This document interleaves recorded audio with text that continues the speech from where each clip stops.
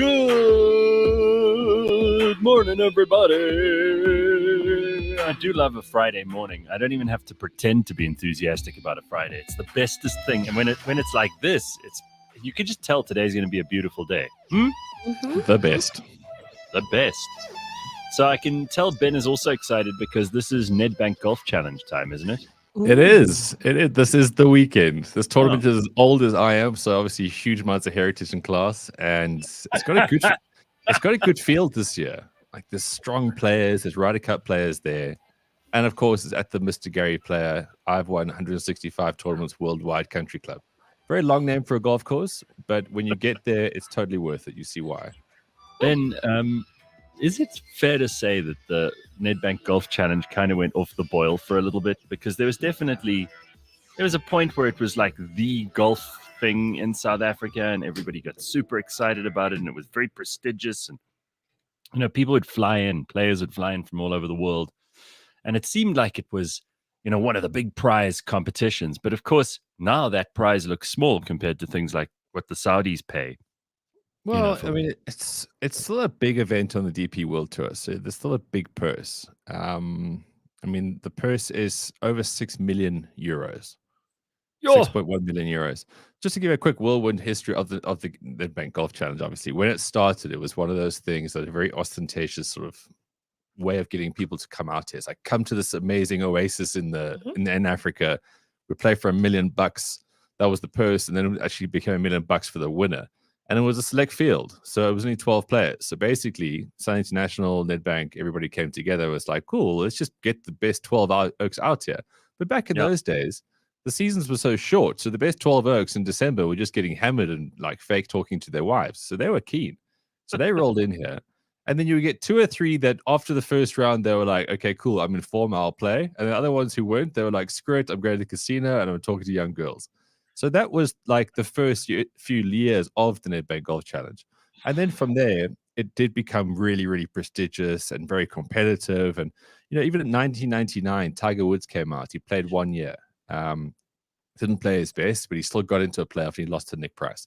And then from there, unfortunately, through no fault of the tournament alone, the rest of the world caught up with the wraparound season. So in the past, you'd be able to get all the big players because they weren't playing. Suddenly, there was other events with also huge amounts of prize money. Tiger then had his own invitational event that time of year. And then it had to then become a regular tour event with regular fields. I know at one stage they had the select field and they had select veterans. So you would see players from yesteryear like David Frost, who was always known for having an incredible moustache. And, as he got older, the moustache wasn't as, voluptuous. So certain things went around. There's certain iterations of the tournament. And then now it's kind of getting back up there. I mean, it's a really good field this year, but it's still on a far side of the world. You're not going to get many Americans. That's what makes this year so great because they've actually got some American stars. But it's always a great joy. If you ask anybody who's been to the Nedbank Golf Challenge and the weekend at Sun City, it's just the best. Like, mates of mine are up here from Cape Town, and they've been there the whole week, and they can't get over how amazing it is. It's one of golf's great destinations, not in like the heritage sort of format, but it's well known. It's exciting. You're in the bushvelds. You've got casinos around you. It's Sun City plus a huge golf event at the best time of year. I mean, that alone is enough to make you excited. And it's the weather's almost always perfect in Sun City. I mean, it's hardly ever shitty there. And no, I disagree. You get some pretty hectic rainstorms coming in here and there. So that's also makes part of the drama. I wouldn't say it's perfect. It's dramatic. Well, it's dramatic, yeah. And listen, it's like our Las Vegas. I've always said that about Sun City. It's like it's an exciting place, and I love the way that it becomes. As you say, a destination. How are you, Simphiwe? How's your Friday morning going? You came in here, you were bouncing off the walls. Yes, I am in a good mood. The sun's out, so that means I get to wear a short sleeve. Look at that. The skin's out, so extra I'm radiant. happy. Gareth, when you're away, Simphiwe actually did the show naked. It was quite a feet. And she was casual with it, huh? Somebody sent me a picture, and it did look like we'd cropped the picture, and it looked like she was wearing true professional. That's how she wanted to present on that day, and she just carried on, didn't miss a beat. I admire her courage. Yeah. Like, show off what your mama gave you. Sorry, Simphiwe, can you be careful. Up a touch?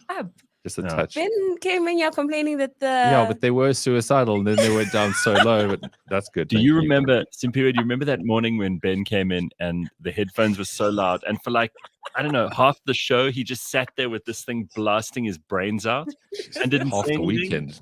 Half the weekend, I was like Rain Man.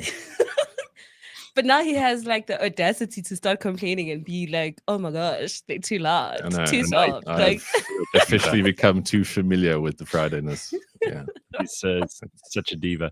So listen, speaking of Fridayness, we've got the Kiffness on a little bit later on. The Kiffness, of course, South African artist David Scott. He's going to be, well, he's busy doing a tour of the US at the moment, and he had to cancel because he was in Detroit, which is famously like one of the shittiest cities in America. And they stole all his stuff. What? Yeah, why is he going there? Yeah. They broke into his tour van in Detroit and they stole like 100,000 rands worth of equipment. Hectic. Terrible. So, yeah, crime is bad in SA. Yeah, but people always say, "Oh, South Africa, there's so much crime, and it's such a dangerous place." And then you hear stories like this. So we're going to talk to him a little bit later on. Luckily, they didn't get his cell phone, so we can talk to him. That's pretty heartbreaking. Just to set a tour like that up must have been a big deal. I know, shame. And we'll find out from him how it's going. So poor guy. Hey, listen, Callie in the comments says 40 days to Christmas. All I want for Christmas. Callie, are you an elf or do you just really like Christmas?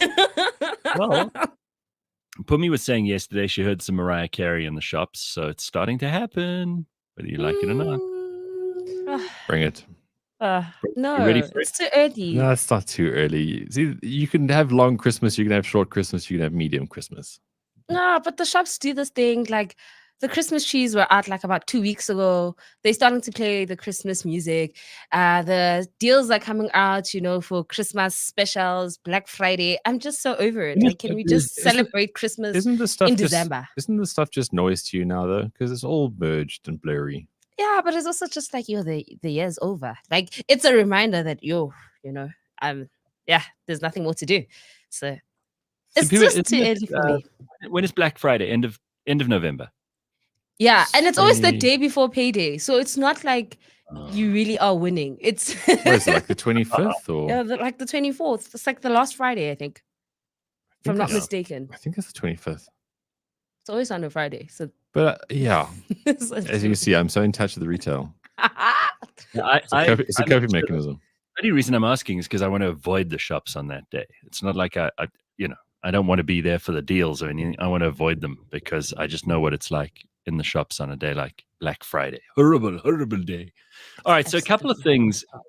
I need to talk to you guys about something very, very irritating. Why with Uber Eats and Mr. Delivery?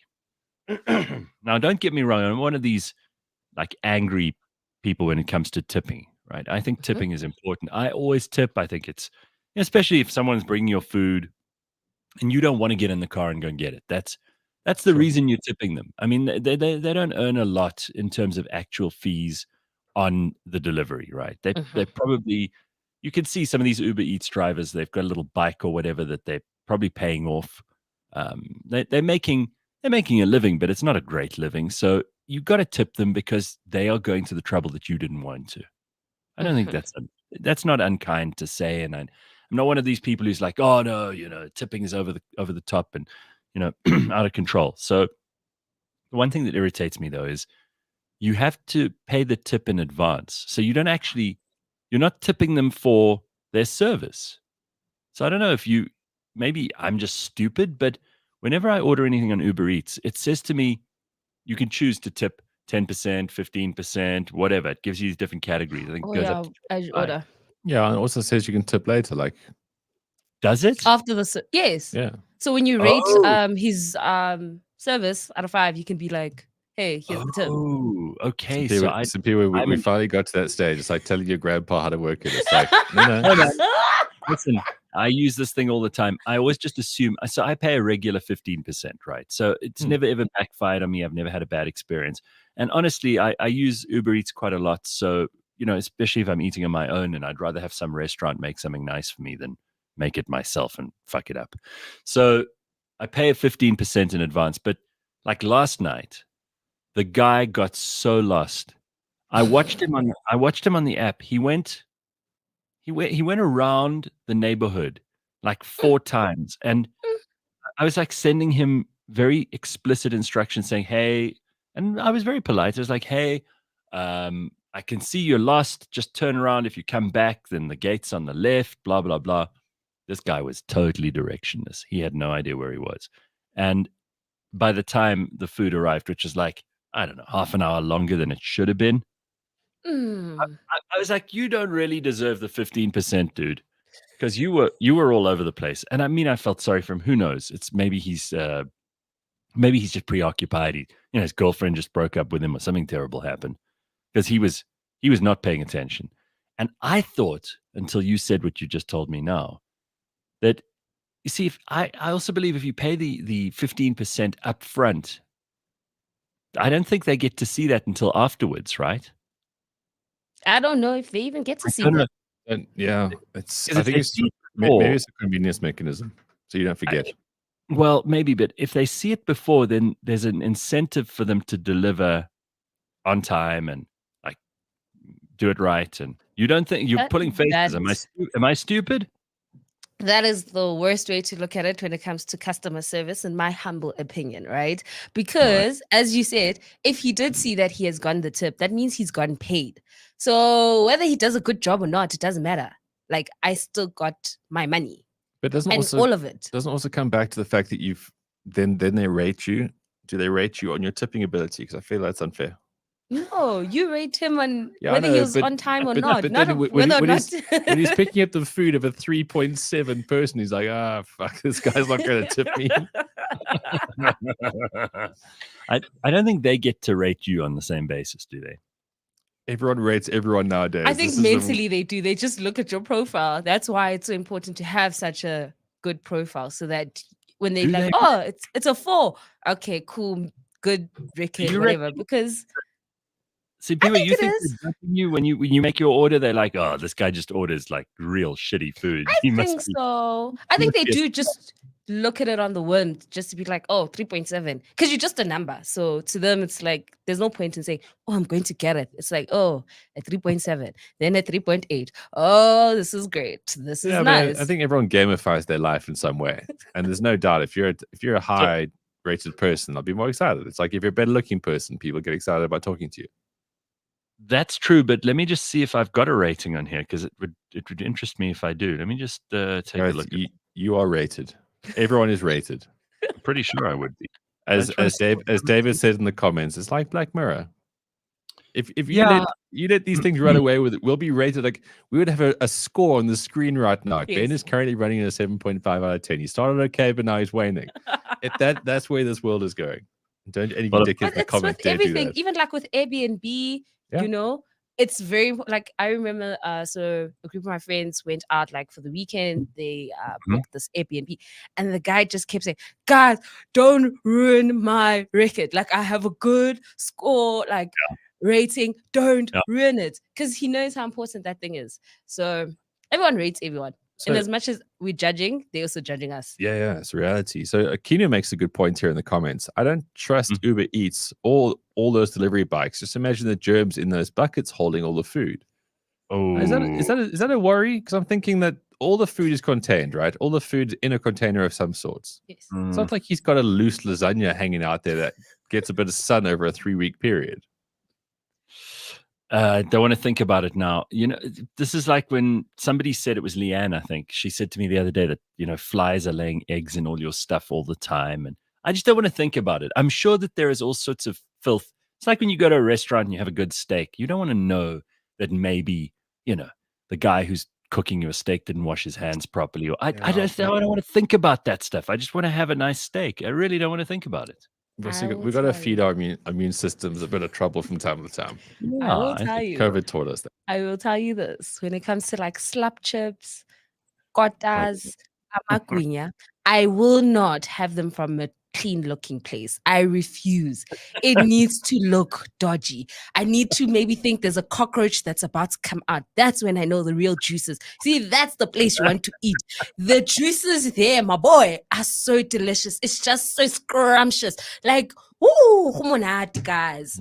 That's my only You speak universal truths. If you go to an Indian restaurant that looks like a shopping mall, you're going to get a cuck meal. Mm. Yeah.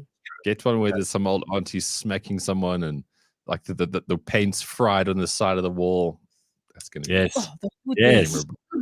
Oh, I don't want to talk too much about the hygiene because I actually don't think most people care, and I think they'll pretend if they find out like for sure that something happened, then there'll be a big deal about it. But otherwise, we just pretend, we just like, turn a blind eye, right? So someone says to me, one of my friends who's listening to the show now, he's like, first of all, you must never tip up front. I always tip in cash at delivery or on the app afterwards. So there's the way to do it. So thank you for that useful bit of info. And he says, and the guy got lost because he's from the DRC. Oh. Yeah. But also, Gareth, there's a lot of open felt near where you live. So they could have, maybe there was, other things. Well, at night, open felt. If you're new to the area. What sort of things? Let's just say if this guy is from the DRC, there's open felt, there's no lights, it's late. He's just like you. I mean, it's reality. He's thinking, shit, I gotta get out of here. Wait, oh shit, I just missed the gate. Okay, I'll go back again. Wait, felt. Well, last night's guy came in at the gate and then he went out again. I was like, dude, you were right here. And what are you gonna do? Common sense is not that common anymore. Like they'll be there and they're like, It's worse when you get that I've arrived and you go outside and there's no one. And you're like, where are you? Like, I'm outside. Oh, I've had that. Yeah. And then they're like, no, I'm also outside. No, you are very far from me right now. That is just a tad bit annoying. You're outside my circle of trust. That's what you are. It's you've taught me things this morning. I've learned a lot. So now I will tip differently in the future. Because I do reckon like there's some funny things happening that you don't always master. I despite the fact clearly that I've been using this app for ages and I'm a fairly regular. I'm dumb. I was not paying attention to any of this stuff. So it just shows you. Do you even use your promo codes? Like, do you just? I'm not worried about promo codes. Yeah, there's like depending on how often. If you regularly use the app or they'll have specials or whatnot, they'll send you a promo code to be like 15% off and this and that. Oh, yeah. See, again, I struggle with those because it just goes into noise. You guys are not living. No, but also, I mean, I Uber Eats on the weekend for convenience purposes. During the week, I'm an adult. I make my own food. And then I get this promo code on like a Tuesday going, today's the day. Pizza's like, shut up. Monday to Friday. Don't try and sell me stuff like that. Read the room here. Lebang says, our Lebang says, I'm pretty much banned from Airbnb, lol. Morning, y'all. Nazo? So, why is she lolling? What has she done? I don't know, but Lebang has got the worst possible luck when it comes to being scammed. And then I'm pretty sure that her Airbnb problems have something to do with probably some booking that went wrong. But she also told us once that she booked a place and it turned out to be like really, really horrible. But the pictures showed it looking fantastic, so she was totally sucked in. It wasn't her fault. But did she? Okay, Lebang, I love you. But did you read the reviews? Like, there's a bit of work with Airbnbs. You look at the pictures, you think this is great. You're like, yes, I want this, great price, and then reviews. Go to Google and be like, what are people saying? And if there's only 5 comments that are really great, it's a scam. No, you need 1 or 2 people saying, oh, it was okay, it was mint, it was then you can. I trust this place. Who do you not need to tip? Because there are a bunch of people who are hopping on this tip bandwagon, right? Like the let's say at a coffee shop or whatever, the guy who makes the barista who makes the coffee. Like, I don't think that person needs a tip. Do you? Am I being unfair? There was this really good meme on the Babylon Bee around this. When you go to a counter and you stand in a queue and then you order something, that I don't think is a typical experience. If you go sit at the table and somebody is servicing your needs from a sitting position, now you're in the tipping realm. But there's a massive divide between those two. So if I just buy something from a counter, you're not getting a tip. And you got to be strident with these kind of things, right? Yeah, I look at it in terms of because it's what I'm doing there. So if I'm just getting coffee that I just want to quickly have, not necessarily on the go, but just sit, I'm not going to tip you. That was like $30 of coffee that I just wanted to enjoy at this particular place. So I don't think a tip would come. So you are gray areaing my binary explanation. Yeah, it's like but like if I sit down and have lunch and I'm there for like over 45 minutes with like multiple orders, then I feel like that's an experience because you've struck a service relationship with someone. Yes, because now they have to come back and do that whole, are you enjoying this? And I'm like, yes, I am. Can I please get So now we're talking, we're interacting. Then I will tip you. And I judge, hey? I'm like, wasn't that great? Okay, you don't deserve my money. Like all things, there should be a criteria here. It shouldn't just be a given because that makes complacency. And I know I sound 1874 by saying that, but it helps everybody. Because if there's complacency in the world, nobody wins. Least of all the people on the receiving end of this. I can tell you. Tipping is not automatic. I mean, George Meany says in the comments, who will be joining us a bit later on. George says, tipping culture is becoming an expectation. Started in the USA.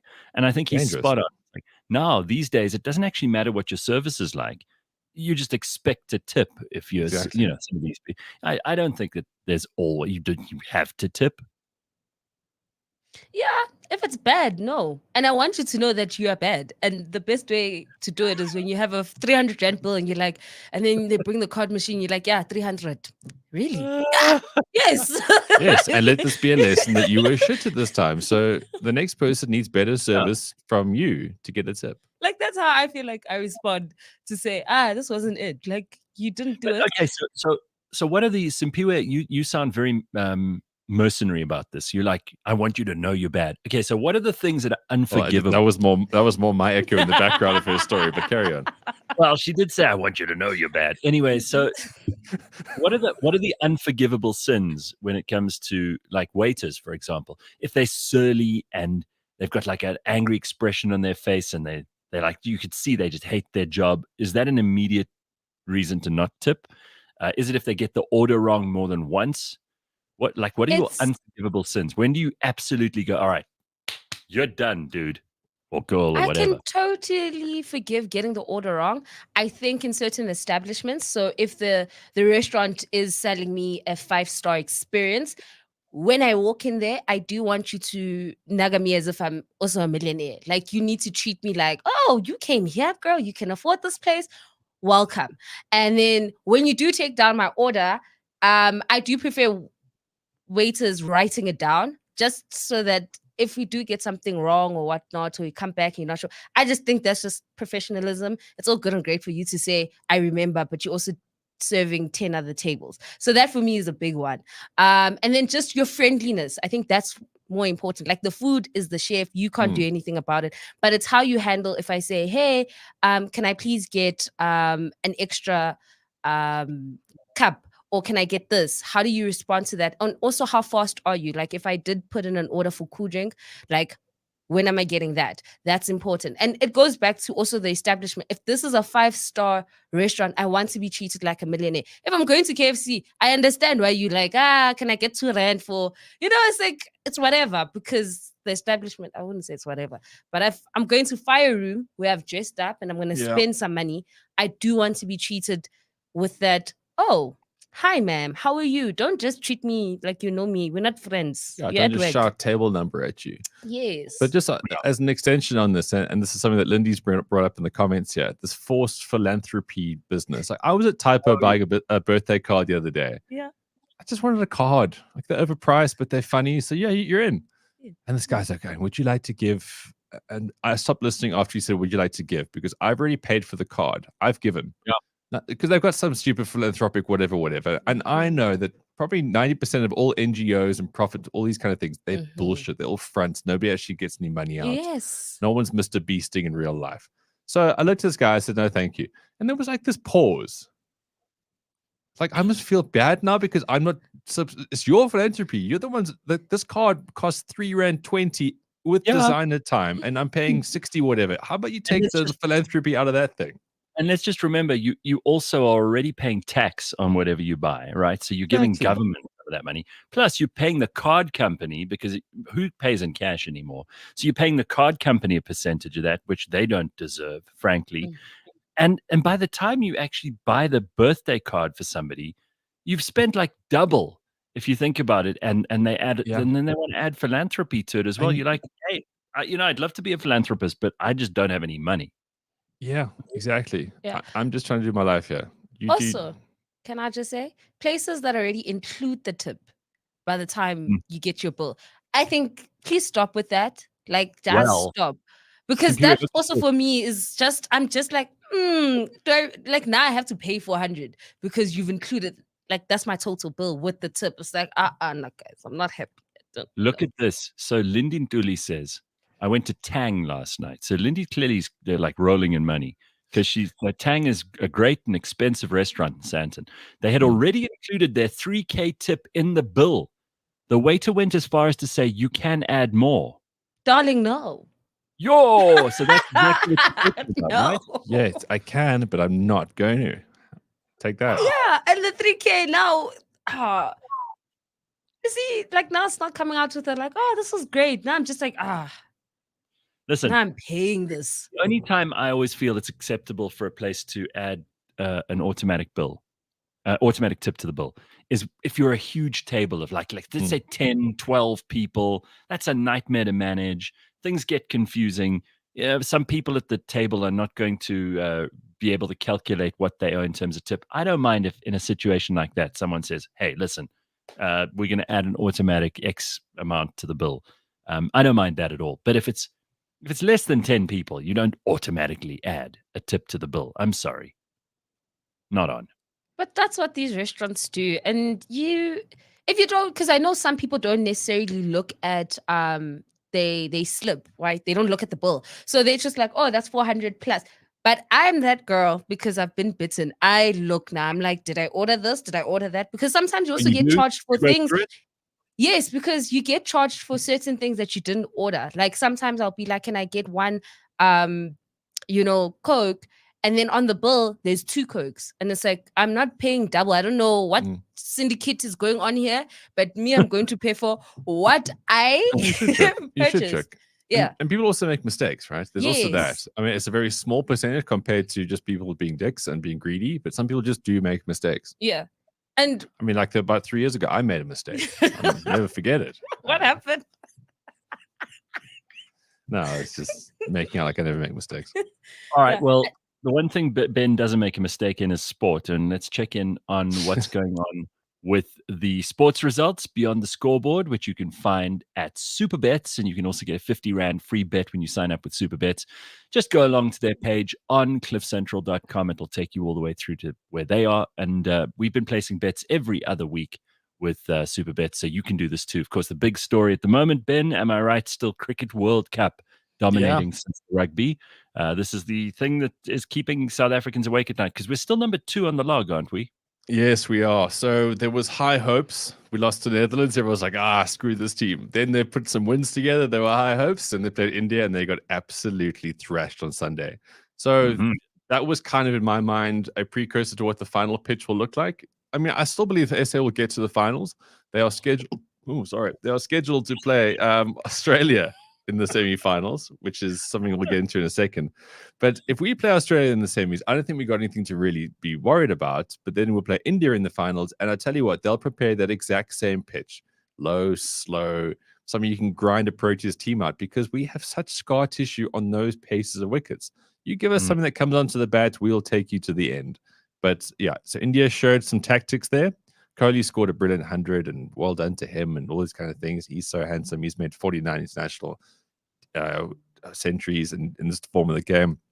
So that was great. But something to talk about this week was Afghanistan taking on Australia. And they were hammering Australia. They had a decent score. I think they posted 291 or something. And then Australia were 91 for 7. Done. Gone. I had a workout. I came back. Somehow Glenn Maxwell was on one leg with all the cramp. He probably lost about 5 kilograms of body weight, and he was basically swinging with one arm. It was the greatest chase in history. This oak went on to make 200 by himself. The other guy was just hitting and standing because he didn't want to, he scored something like 10 or 50 balls because he just wanted to stay with this dude. And he somehow, to the drama of the Bangladeshi fans, this guy somehow managed to get through. So, yes, Australia, they find a way to win. They're amazing. They're going to play SA, and it looks like New Zealand are going to play India because they hammered Sri Lanka. I mean, Sri Lanka have really gone to shit as a cricketing nation. We spoke about this last week. But so, I mean, ultimately, that's going to be your final four. If you look at the fixtures going into this weekend, that might change things up a bit. So the final four will be South Africa, India. You said what? Who else? I reckon it's going to be where it stays right now. So, wait, okay, hang on a second. Because the thing is, after that Australia result, there's no givens. Okay, so let's just go through the fixtures here. Today, SA will play Afghanistan. I can't see Afghanistan winning that. I think the SA team are going to go all guns blazing to try to get some pride back going into the court into the semis. Yeah. Australia versus Bangladesh. Okay, Australia will win that one. Bangladesh, just like Sri Lanka, they've got pretty average. And then we're England versus Pakistan. England have just beaten.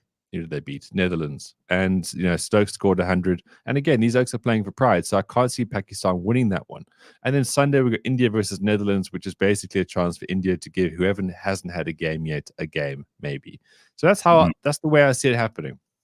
India versus New Zealand for the one semi, Australia versus SA for the other semi. India will roll over New Zealand. SA will find a hard-fought win over Aussies.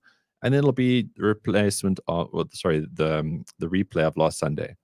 So if we can bat first, we've got a chance. But let's get into that next weekend only. There are much more exciting things, actually, like the Nedbank Golf Challenge we spoke about earlier in the show. There is a star-studded field, and I'm very excited by this because I think there's 3 or 4 Ryder Cup players from the European team, and there's also 2 Ryder Cup players from the American team. So we've got Justin Thomas and Max Homa from America. These are really big names who wouldn't ordinarily travel. And then we've got Nicholas Højgaard and Rasmus Højgaard. You will not tell them apart. They're obviously very different people, but they are very identical twins. They're both doing pretty well. We've got Tommy Fleetwood, who is the defending champion. He's currently 4 or 5 shots off the pace. And then you got, you got the Molinaris. You got Justin Rose. There's big Robert McIntyre. So however these guys play, you've got someone to cheer on and watch. So round 1, let's not look too much into the leaderboard right now, but Max Homa is tied for the lead on 6 under with Nikolai Højgaard. And then there's a few other guys who you might not know. But anyway, that's the whole weekend. So Ben, do you have any kind of tip for who you would be most interested in watching in this field? Yeah, I mean, there's so many of those names, Gareth, that I'd happily follow. I mean, the South African contingent's not looking so sharp in this one. I mean, Henny du Plessis are topped, currently placed tied 20 at -2. The leader is -6. But yeah, we haven't got really the big South African names like we've had in the past, like this real crowd pullers. We just got guys who are South African and they don't really have major audiences. You've got amazing odds on some of these people because the only one with a very, very good chance and clearly the odds are in his favor is Max Homa. Yeah, but it is Max's first time playing, I mean, the thing is, his game is so good and it's so simple and it's so contained. He's just a really solid player. So, yeah, from world ranking points, that kind of stuff, he looks to be the guy, but it's his first time here. So 4 days of bushveld heat, you'll never know what that can do to a man. But yeah, I mean, look, it's so hard to bet on golf because there's so many players vying for that one spot. It's not like a team, it's this team or the other team. So I'm very hesitant to even go half-hearted in a pick for the golf. So all I can tell you is the field's really good. We set for a fantastic weekend and there's major star power. And speaking of major star power, it's of course UFC weekend as well.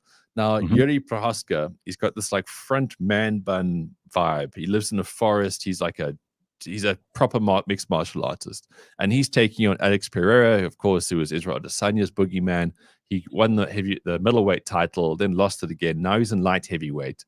And now he's fighting for the title against Prohaska, who had a terrible shoulder injury. So as you know, with UFC, there's always backstories that I could go on for about 3 hours. But that is the main event happening in Madison Square Gardens this weekend. It is the co-main of Sergey Pavlovich, who is a big and scary Russian man who just knocks people out within like a minute. He's taking on the sort of more soft-spoken but equally dangerous Tom Aspinall from America. And then there's the women's strawweight fight where Jessica Andrade will be beaten senseless by Mackenzie Dern. So there's some really good fights on this. But obviously, when you talk UFC, the big thing is that Dricus has got his title fight. He'll be fighting in January. The first time ever a South African will be fighting for a title in the UFC. So we've got a couple of months now to be so hugely excited about that. Unfortunately, the fight will be taking place in Toronto. So hopefully he doesn't sprain his ankle on dog poo going towards the stadium, as Hi Rob told us about. But yeah, I mean, the UFC is in a really good place with that. Is he going to be going against New Zealand? No, he's fighting against white trash Sean Strickland. I was going to say. not my words, his. Yeah. But I mean, Sean Strickland's been a very exciting champion. I just think style-wise, Drickers will have too many skills. But obviously, closer to the time, we'll break this down with a lot of analysis. But it's exciting because I mean, he deserves the shot. Although there's no such thing as deserving anything in sport until you actually have it. But he's such an exciting fighter. People write him off just like the Springboks, but just like the Springboks, Drickers comes harder than anybody else and ultimately will win. So I mean, how exciting for those things alone. There's also URC, which is the obviously the rugby with the franchises. Currently, the Sharks and the Lions, they haven't won a game in the URC yet. They've played 3, they've lost 3. The Bulls and the Stormers have fared a little bit better, winning 2 out of 3. So this weekend we'll have Zebra versus Sharks, 7:30. The Zebras took a massive thrashing to the Bulls last week. Cardiff will be hosting the Bulls tonight at 9:35, and then Saturday we've got Benetton versus Stormers at 5, Scarlets versus Lions 7:35. Yeah, I think the Lions play. There we go. Sorry, that's it. That's all your rugby matches. But then obviously England Premier League. Before that, we don't talk a lot about local football because it just gets drowned out in like how much time do we have for real sport. But this is the big weekend. It's huge because it's the Soweto Derby, 3:30 on Saturday. So, I mean, if you're looking for a big spectacle, it's always a big deal. That it's still one of the biggest derbies in all of sport, and that will take place on Saturday. But if you are looking towards the English Premier League for some action this weekend, there are now 0 unbeaten teams. With Spurs losing to Chelsea last weekend, there are no unbeaten teams left. And then somehow Man City are just top of the log now. They haven't played great yet, but they're still top of the log. So just to quickly run you through the teams to look out for there, Wolves will be playing against Spurs 2:30, Arsenal versus Burnley at 5, Man United versus Luton at 5. Man United had a embarrassment this week, losing in Copenhagen. They were 2-0 up, looking pretty good, and they lost 4-3. Thoughts and prayers if you're into that. Bournemouth versus Newcastle at 7:30, and then Sunday, Liverpool versus Brentford at 4. Chelsea versus Man City. There's your big one for the weekend at 6:30. So you got golf, you got cricket, you got UFC, and you got a fair amount of football to kick around there. So that's your sporting weekend. It's a big one. Okay. Sounds good. Right. Pablo says the Soweto Derby always ends in a draw. Wink, wink. Sounds like testing something underhanded there. Couldn't possibly be. And we'll just leave it at that. Superbets supports responsible gambling. Strictly no under 18s. Winners know when to stop. The South African Responsible Gambling Foundation's toll-free counselling hotline is 0800 006 008. Simphiwe, I know what that means. I mean, that means you're putting on the air conditioning, which we haven't had to do all year yet. That shows you how warm it's going to be this weekend. Told you the skin's out. But since we're talking about sports, I don't know what it is about South Africans, but they've definitely been on a winning streak, right? And particularly against New Zealand. That's what I've noticed, right? So we won in the rugby, we won in the cricket, and then out of nowhere, indoor men's hockey, boom, South Africa. Indoor women hockey, boom, South Africa wins against New Zealand. And even when it comes to music, Tyler from South Africa, she's hit #1 on the New Zealand 100 Billboard charts. So it's like we are winners really all around. We're making New Zealand in particular feel really, really bad about themselves, right? It's bad. Well, maybe we should just franchise South Africa to them. No. You mean that they could be a province maybe or something? Yeah. I mean, look, they already are a province of Australia. Let's not kid ourselves. New Zealand think they're all high and mighty, but they're another Australian territory. Ricky points out that we also beat them in sheep shearing. Apparently, two guys from Peru. Yeah, two guys from Peru went over there and took part in sheep shearing competitions and won. So we even pretty embarrassing. In New Zealand, the world's most sheep filled. There are more sheep per capita than there are people. when you lose a cheap sharing, that's pretty damn embarrassing. So sorry, New Zealand, not a good time to be not a good time to be a Kiwi. It's just been loss after loss after loss. It's got to eventually affect their self-esteem. Oh. Yeah, well, I think gender confusion is something they've got us beaten on. We haven't got to that level of work yet, but they sure as hell have. Hey, fair enough. I don't think I'll take all the wins. Wrong, yeah. I'll take all the wins. Okay, we need it as a country. We need it. Keep doing it, South Africa. That's why I asked because if it is, I was gonna feel like it's guaranteed that we're taking it, but we don't know. But we'll see how we do and everything else. Sounds good. So there are a couple of other things in the news. Someone said beekeeping as well. Sorry. Yeah, that's true. Sorry, quite right. Yeah, beekeeping. We also beat them at beekeeping. I didn't know there was a competition. How do you win at beekeeping? You keep more bees. It was in the news this week. We actually beat New Zealand at beekeeping as well. I mean, it's just unbelievable. Just left another criteria there. Is it the happiness of the bees being kept, or is it the sheer number that you keep alive? It's the number you keep alive, the amount of honey you produce. I mean, there must be all kinds of metrics that are brought to bear here on how good you are as a beekeeper. But yes, Simphiwe thinks that's funny. Another knife in the heart of New Zealand. Yeah, at this rate, South Africans are going in. They just we took the Rugby World Cup and now we're going to take everything. We're twisting the knife. That's what that's called. All right. So, Ben, you want to talk about loose women moving from mass pumping to mass dating. What is this all about? Well, there's this Australian woman. I found the story. This Australian woman, she pumped over 300 guys in 1 year. No. And then she's now got a new challenge. Ambitious, this is good. She's got a new challenge where she wants to go on a date, one date every week. So she wants to do 52 dates in this week. I mean, if you are from a marketing background, she's done this in the right sequence because she's shown guys that she puts out. So now she's going into this with like a pretty decent track record. So she's gonna be like, yeah, I'll go on a date. But it's a very weird story because where does a girl like this go from here? Because she's put her life into the spotlight, right? I think she's only like 26 or whatever. Yeah. So she's got OnlyFans, no doubt. Sure. Yeah, she does. But it's quite a bold life move to put yourself out there like this because eventually what's her next challenge? How many people she wants to get engaged to? Because the number's going to go down until eventually she's going to have nothing left. I think once you've started with like a pompathon, I mean, that to me is just there's no way back. I just don't think there's a way back. Because even guys who are the ones that step up there. I mean, you imagine like a woman brazenly goes like, yeah, I've already sticked like 130 guys or whatever. You'd be like, yeah, I'm next. It's like, imagine being that guy, thinking that's a good idea. You want to just jump on next. So even those kind of guys aren't interested in girls like that after a while. And then what are you left with? The money. Dubai. The money.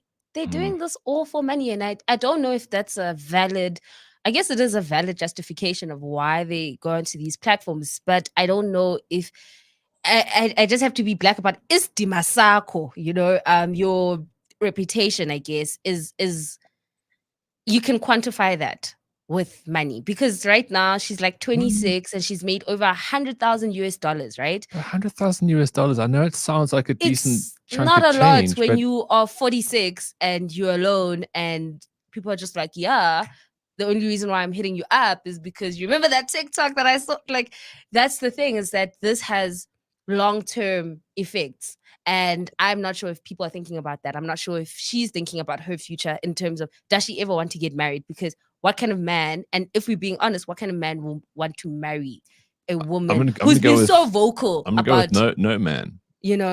No man with intentions of actually creating something. Do you at least want to see what she looks like? I mean, we do base a lot of our decisions in this world on what people look like. So I think it's only fair to give her a chance to show herself off. Her name is Annie Knight. So she says she slept with 300 people and she's going to now do 52 dates in the year. I don't know what kind of guy would. And listen, I think there's always a desperate guy who will want to be around a girl. She's not bad looking. I mean, here's what she looks like. So she's not a disaster, She's kind of fair Australian talent. I don't think she's I mean, obviously we've got the story now, so it's tainted our vision. But she looks Australian loose. She does look Australian. So she's keen to do these dates. I can promise you, she's not going to have a problem finding these 52 guys. No, of course not. Of course not. And I think that's good and great for her. I'm not sure if it tells you a lot about men, right? It tells you a lot about guys, because guys actually come in two varieties. They're the guys who choose and the guys who are just desperate to be chosen. Yeah. And Labang, you're right. There's obviously guys out there with more than 300 women they've slept with, but they're not putting it out like this. Yeah. So you get But guys also no one who wants community dick. I can tell you that much. See, I don't want that. Excuse me. I'm like, you've been with everybody in town. So when I walk with you, they're also like, I know what she's getting. I don't want that. I don't. It's easy to talk like this, like post fact, but it's just I think it's a good idea. Okay. First and foremost, we do have different standards. And I'm not one of these people who's always complaining about how different the sexes are and how it's a bad thing. I actually think it's a good thing. I think that by and large, for reasons that have to do with evolution and biology, a woman who sleeps around gets judged much more harshly than men. I don't think it's fair. Right? I don't think that's fair. But it's reality. But women, they manage to produce one egg per month if they're lucky, and they therefore have to be choosy about who the guy is. Now, I'm talking purely in anthropological terms. They have to be very choosy about who the guy is who fertilizes that one egg a month. Whereas guys are producing gajillions of sperm cells every month, and they can be indiscriminate about it because there's always more, and provided you aren't getting diseases and stuff. So guys are just much less choosy, and that is why there is a different standard applied to women. It's purely biological and evolutionary. It's not fair. I don't agree with it personally. I think, men also tend to high five each other if they find out that they've got a friend who's scoring left, right, and center. I mean, it's not true that that's the case for everybody. I think that that's also changing quite a lot now. You meet lots of young people these days who are not proud of their friends who are sleeping around. They actually would prefer their friends to have standards. So, well, you should have standards for your dick, as Simphiwe puts out there. It shouldn't be community dick. And that's not very glamorous. Nice guy, but community dick. You don't want that to be how people talk about you. You're walking down the street with your man, and then there's another girl like, yes, honey, I was with him. It's just not a good look. And I've said this before. This is what I live by. Women are the custodians of sex. Men are the custodians of commitment. And that's the truth. She can go up on these platforms and say, hey, I'm willing to sleep with 300 men, go on dates with 300 men. But in 10 years' time, when she's like, I'm ready to settle down, men are still the one who make that decision to say, do I want to marry you? Do I not want to marry you? Do I take that step? Do I not take that step? And that plays a factor because that's what men look out for. They look at your history, and we're not saying she's never not going to get married, but it's going to be harder because someone's looking at her and like, you've slept with 300 guys, you've been on this platform, you've done this. I'm not sure. I'm not saying she can't ever get married, but that's what she needs to think about when she's 46. But do you, boo boo? Do you? Well, the good point is being made here by Lito. He says, guys, please remember, a key that can unlock lots of locks is called a master key, but a lock that can be opened by any key is a cuck lock. It's a horrendous metaphor, but there we go. There's so many good comments. Jody said, is that Amanda's cousin from Australia? Do you remember? Remember when back in this is what, like 5 years ago now, 4 years ago, Amanda brought her cousin from Australia. Yeah, she's rough. You remember her? She was so loose on the East Rand and everything. And she was asking for dates on the show. She'd literally been on the show for 5 minutes, and she was saying, "Hi guys, if you want to meet me, I'm going to be over here, and we're going to be going out tonight. Here's where we're going." She was putting away Amanda's guy friends left, right, and center. She was like biting them, and she was punching them. She was such a train wreck. It was like the middle of winter. She rocks up in a crop top with this massive nipple ring. I remember that. That was she was an actual person we had on the show. Sure. Wow. Lebang says, and I think it's right, that you must just keep your body count to yourself. Because there has been this, the last couple of weeks, in fact, it was a trending thing on social media that people are acknowledging their body count. I don't think you should ever tell anyone your body count. I mean, it's just, Why is it interesting? well, it's only listen, it's interesting to people who want to sleep with you or people you've already slept with or the people you're going to sleep with, but nobody else. Like if you're just going around to complete strangers acknowledging your body count, and let's also be fair, men will always inflate them, women will always deflate their body count. Yes. It's just general rule. I think that's a fair point to make, is that most people are dishonest about it, so you're not going to get the real number anyway.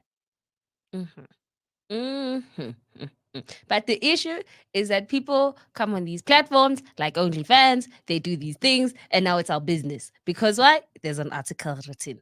And now we know that she slept with 300 men, like on a Friday morning. Simphiwe, imagine on your tombstone it says you're a guy and you die, and it says community dick. Yeah. Yo, I would have been such a failure. Imagine the shape of that tombstone. Just to really drive it home. Yeah, so Clint from the Val says, this is why I had to leave the Val. We've all dipped into the community. It makes things awkward. awkward at This is what I'm talking about. Yeah. Comment section is alive this morning. It's alive today. Yo. As always. Guys, Right, so but you know what? Good luck to this Australian girl. I mean, she, for Australians, this could be a source of great family pride. I can imagine, like, it depends on what kind of Australian, because if she's a bogan, her family will be like cheering her on from the sidelines.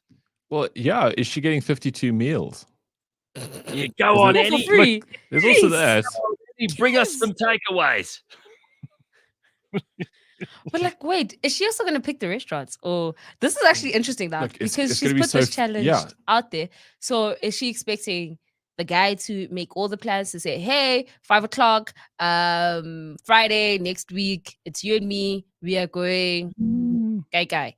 Or is she waiting for DMs and then she will also be like, oh no, I'm free Tuesday and we can go? Yeah, but also I wonder where in Australia, because Australia's got a lot of good-looking women. If you think about it, the last 30 years, a lot of Eastern Europeans immigrated there for a better life. They're actually they're good-looking people. Maybe not in like some arse and bogan part of it, but in the cities, in the more cosmopolitan areas, you're not going to struggle. So no, I don't know if guys want to get somebody with that much mileage. Unless, think about Aussie guys love a good laugh, right? So they're probably all like, "Look, mate, your turn to go have a date with her," and then they come back and they tell stories. Like a group of friends will say, "Well, we're all going to do it," and then they'll kind of, without telling her, they'll do the dates over a spread of like 6 weeks. That's entirely possible. But I again have to say that you must not underestimate the desperation of some men. Some men are so desperate just to get laid. They will do whatever it takes. And some guys do not have standards. We know this. And the fact that she looks like a 10 in their eyes, Yeah, well, see, that's the thing. Like, alcohol is this girl's friend as well. Alcohol in places with bad lighting. Yeah. And now she's got element of celebrity. Look, I mean, we could actually be really like packaging her for the ultimate date here. I think that she could do very well out of this.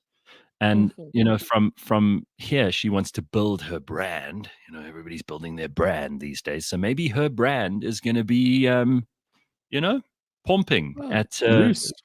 Yeah, she's going to be the OnlyFans girl. Loose is a brand, I guess. Loose is a brand. You've got, and if that's your brand, own it. That is sad. But I guess it's no different. I think, if I'm not mistaken, there was like a 50-year-old lady somewhere in the world, and she decided to gift herself, a sexual experience of 50 men in one day because she turned 50. That's just delightful. Imagine if that woman, she's 50 years old. Where was this? Just imagine that's your mum, and you grow up, and let's say she can keep it from you for, I don't know, let's say the first 18 years of your life. And then one day your friends go online, or you go online, and you're busy Googling bullshit. And suddenly you see, oh, wow, my mom got broken by 15 guys, 50 guys in one 50 day. in for one her day. birthday. You're like, Yes, it was a birthday gift to herself. Imagine that's never told me your about friend. Imagine that's your friend's mom, and you're number 37 because you're having a tough time. And he's like, "Whoa, well, sorry, train's already left the station on this one."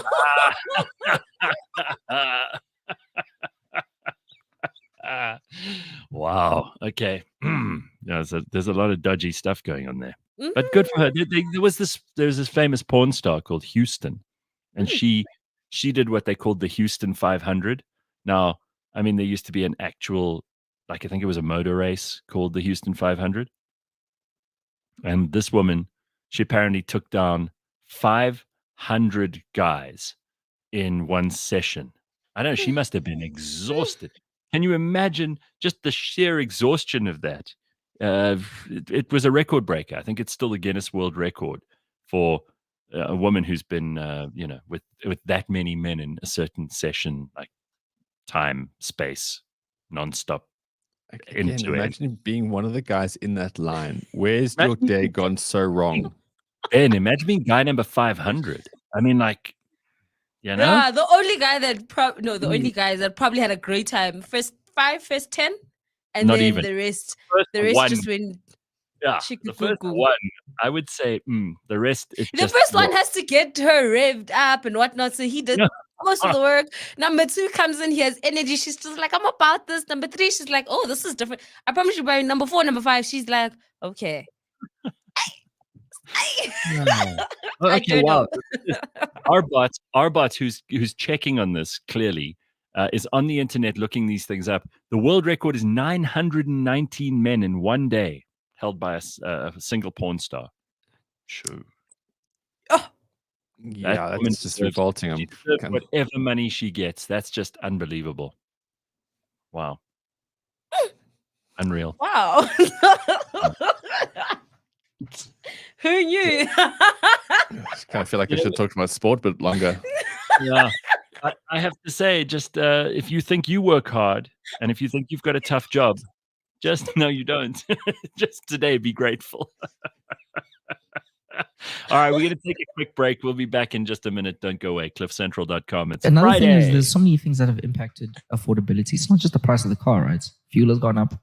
We spoke about it a few weeks ago. So how do you compensate? Exactly that. The price of the car you buy comes down. Exactly. People can probably afford a little bit more expensive car, but the cost of ownership is not just the price of the car. Exactly. There's the insurance, there's the maintenance, there's repairs, there's fuel. So many things that we have to think about, and your life as well that you have. And generally speaking, everything has gone a little bit more Food expensive. goes up. Clothing goes up. And your lifestyle can change over time as well. So it's something that people are considering right now, and we're seeing that people are just buying cheaper cars, like you're saying, to sustain either the lifestyle that they currently have, and these other things that are going up. Exactly. Catch us every Monday at 9 a.m. on YouTube and on autotrader.co.za.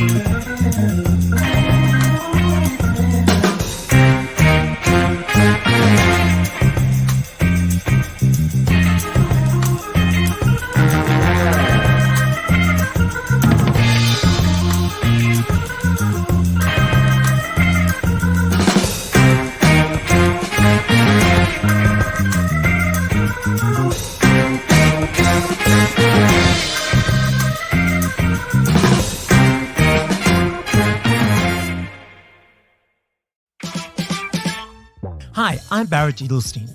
Join me for my podcast, Celeb Savant. Today I'm with Sophie Ellis-Bextor. So right at the moment, I'm at home in London, but after I speak to you, I'm going to pack my bags. 3 of the members of UB40, Earl, Matt, and Jimmy. Well, we're in the middle of a tour at the moment.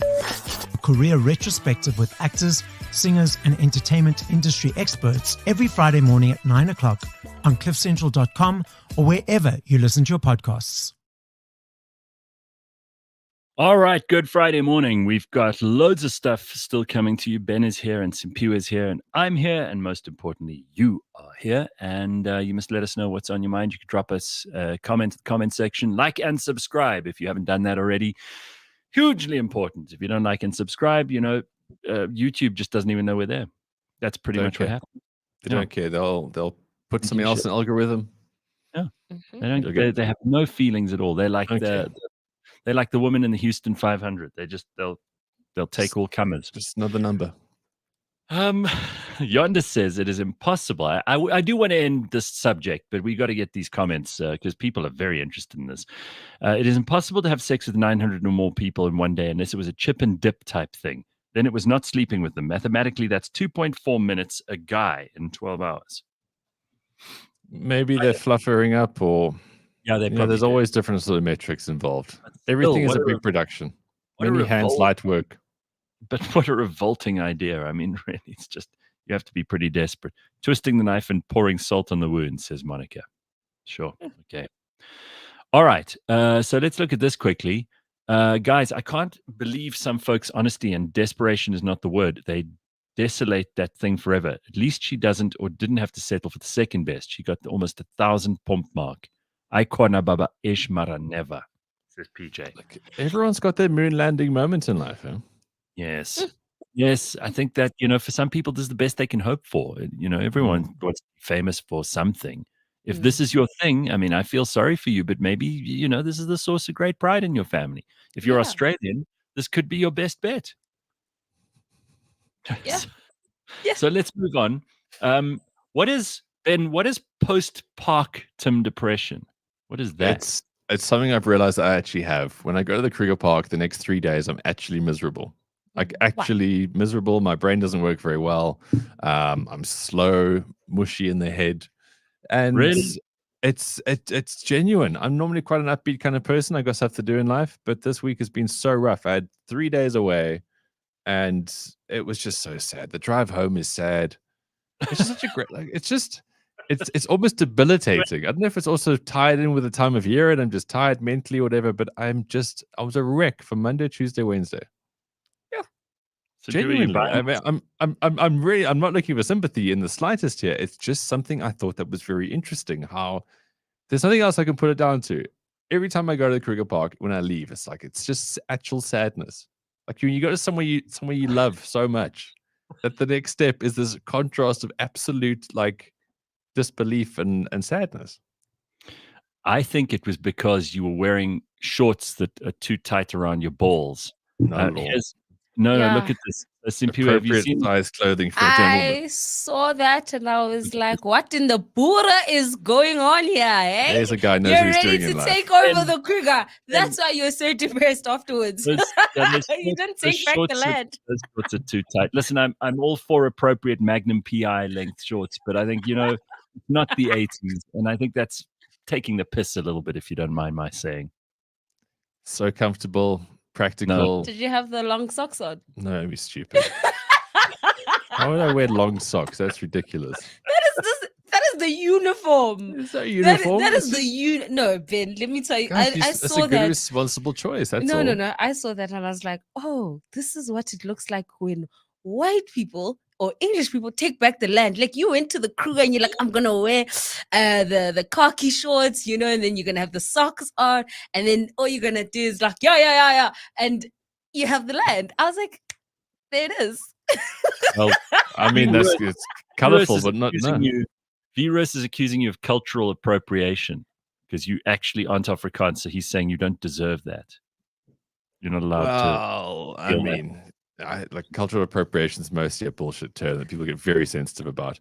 But it's just the best way to spend a day. because you're in hardy enough clothing that if stuff goes down, you're practically dressed. It's hot, so it's very breathable, and it's just it's very comfortable. But again, to go, you wake up and the sun's rising. Best time of the day. You're in nature. There's no noise or there's no disturbances, and then you get to braai, you get to read, you get to drink, and it's just the best thing to do. And then you think, shit, tomorrow I'm not doing this. And it's just weird how it makes me so sad because Dr. Nunn said something interesting on Monday is that, now I'm going to paraphrase him terribly here, but you've got to go back to what your systems are in life and know what your commitments are. And my commitment is to try and make a living because that's how you live, right? Hence the phrase, make a living. But I lose my mind when I come back from these places because I'm so heartbroken that the contrast is so deep between doing that and living life. Did you ever have a fantasy of becoming a game ranger because you love it so much out there? Actually not. No. I've never really, Okay. See, a lot of people, they fantasize about the things that they love doing that are not their job. And they try and imagine a world where they could turn their hobbies and the things they love the most into their work. And very, very few people get that right in life. And mostly because things like going to the Kruger Park, which you love, Ben, and going to the beach for some of us, summer, pool parties, being around your friends, whatever it is that you love doing. Maybe just drinking a huge amount of alcohol. For some people, that's pumping a lot, just pumping. I mean, for a lot of people, these are the things. But if you were doing it all the time, it wouldn't be as exciting. Yeah. So, I mean, that's the thing. I think I've made the mistake in my life a couple of times, try to turn hobbies into actual revenue streams, and you don't enjoy it as much. But just to kind of be out there. Yeah. I actually have a friend who did that. So she was really good with baking and then turned that into a business. And 3 years later, she shut down the business and she said, no, can't do this. I just want to bake for the sake of baking, not because I have an order to. And she just didn't love it. And she was making money. That was the thing, is that she was making good money. And I think it was because she was making so much money. She was just I can't just bake because I want to bake. Now I'm baking because I have 300 orders. And so she shut down the business and went back to her regular 9 to 5 and then it has that contrast. I mean, obviously now it's been 4 days now, so I'm fine. And I'm building the contrast up again because I'm living day-to-day life. I know the next trip's going to be amazing because it's the contrast and it's the escape. So it balances. But I'm just saying, again, it really hit me. So it hits me harder every single time that I go on these trips. I think, geez, is it you sound like a parent, eh? I know. That has to leave their kid. You're just I can't do this. This is just you grew up just right before my eyes. Aww. Maybe this is it. Yeah. I just thought it was a very strange concept that I was sort of battling through. So now we know what postpartum depression is, and it's a real thing, according to Ben. Do you care? Do either of you care that Fitbit is leaving South Africa? So apparently, according to Tech Central, Google is pulling Fitbit out of South Africa. The decision comes 3 years after Google completed its acquisition of the fitness tracking company. Fitbit wearables have been sold in South Africa since about 2014. Core Group, which is a company best known for bringing Apple products into the country, imported and distributed Fitbit. Aside from having a reputation as a more affordable fitness tracker, Fitbit has a storied history of technological heritage. South Africa joins a host of countries where Google stopped selling Fitbit. And they've listed the countries here. I mean, it's mostly in Eastern Europe. In Asia, Fitbit is no longer being sold in Hong Kong, Korea, Malaysia, Thailand, and the Philippines. Google's also pulled it out of Mexico and brought it to Latin America. So is it just unpopular or has it failed? That seems so odd because you want to sell, right? So you'll be a volume business. And I maybe remember it's just unpopular to the SA market. Maybe, but has the Apple Watch done so much? In all these other Android devices now, they've all got their own Fit watches too. But also, South Africa is a very brand conscious country. So we like buying things that we can be like, oh, this is an Apple Watch or this is a Samsung watch. So if you're just saying Fitbit, there's no... Also price sensitive though. Yeah. I think about Fitbit is that they were a bit more sort of savvy towards the sleep aspect. Yeah. I heard people would wear them and then they'd be able to track their sleep properly. I don't know how well my sleep tracker works because I don't wear a watch or anything. So how the hell does it even know? You judging this off your phone? Like the phone one, I think is just a scam. I downloaded an app just to have a look at it, and then it claimed that I farted at 2 a.m. and I coughed at 3 a.m. and then it said that I got up at 5, and I had a pretty good sleep. I don't recall any of those things happening. It said I spoke in my sleep and I snored. I don't think I do that. And you're recommending that app? And then, but exactly, it's not on my person, so how can it tell like if I'm clutching at straws here? According to mine, basically, I have terrible sleep. My average time in bed sleeping is 5 hours, 21 minutes. Sounds about right for you. Yeah, it's accurate, but how does it know? Does it know just because I'm not picking up my phone? How does it work? I think it's that. I think it might be that. Yeah. And so it picks up. It picks up how long you've not touched your phone. And because these phones are just smart as well, they kind of know, like, you could leave your phone for an hour. That means you might be napping or working. So if it's longer than 2 hours, you're probably sleeping. And then it starts tracking there. Yeah, but it's always the difference between sleeping and then just having your eyes closed. Like, you want to get actual REM sleep and those kind of things. You need your heart rate monitored for that. You need something on your person. So Gift Dijole says, no, Garmin owns the market. That is why Fitbit has been crowded out. And other people say Fitbit sucks. Here, Tony says they don't last for more than a year. Maybe that's why. See? David says, I think that the Aura Ring is the best tracker. That's a ring you wear on your finger, and apparently that collects the best data. But that's according to David, not according to me. Apple and Garmin dominate in South Africa, says Carl. So again, maybe Fitbit just can't compete with these two. Yeah, I think if you're running a race or if you're a triathlete person and you don't have a Garmin, people will not talk to you. I think that's just how it works.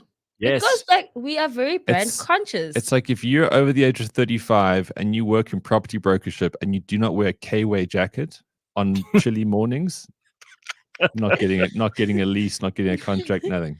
Definitely. Don't even leave the house. They don't even They talk. must know your market. Don't worry. The other people won't even talk to you. No. And it's funny that those people are always checking their wrist. They're always like looking at something. They're always, updating. And then something. they do that thing of like, they look at their wrist and then they typing something and they're like, oh, got my steps in. And then like 10 minutes later, heartbeat. And it's like, oh, okay, we get it. You got a smart watch. Like, just check the time. But no, every 10 minutes. Need to go charge my watch.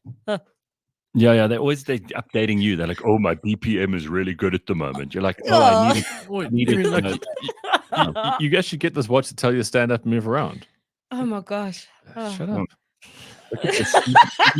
Even the Kiffness is checking out his watch. Is that a Garmin? I'm an ex Fitbit user, and it broke just like the people were saying, and now I've got a Garmin. So my heart rate's a bit high at the moment. I think I'm feeling a bit starstruck. Oh my god. Listen, heart rate's pumping. What happened, dude? Apparently, I'm so sorry. I don't mean to make light of this. You lost like 100,000 rands worth of equipment on Monday. Thieves. I saw this on social media and I was like, no way. You come from like the crime capital of the world, South Africa, and you get robbed in America. I feel like Alanis Morissette needs to rewrite Ironic. Shame, dude. Isn't it ironic? What a mess. How did this happen? Where did this happen? You were in Detroit? Yeah, so I mean, we obviously heard about Detroit, and many bands actually avoid the city for that very reason. So that was your first mistake. Yeah, I mean, we're working with an agent who planned the entire route, and they said it should be fine, but as we arrived, there were guys on the street shouting at themselves, and we could just tell a lot of homeless people. Yeah, we could just tell it had sort of Hillbrow vibes, No. So we were quite cautious, but we were advised, park here. There's a secure parking. There's a security guard on duty. So luckily we took most of the valuables out of our car. I've got my laptop and my passports and valuable stuff. And yeah, I think it was just late and our team was tired. So we took most of the stuff out, but we thought, if we leave a trumpet and a ukulele and all this stuff in the car, it should be fine.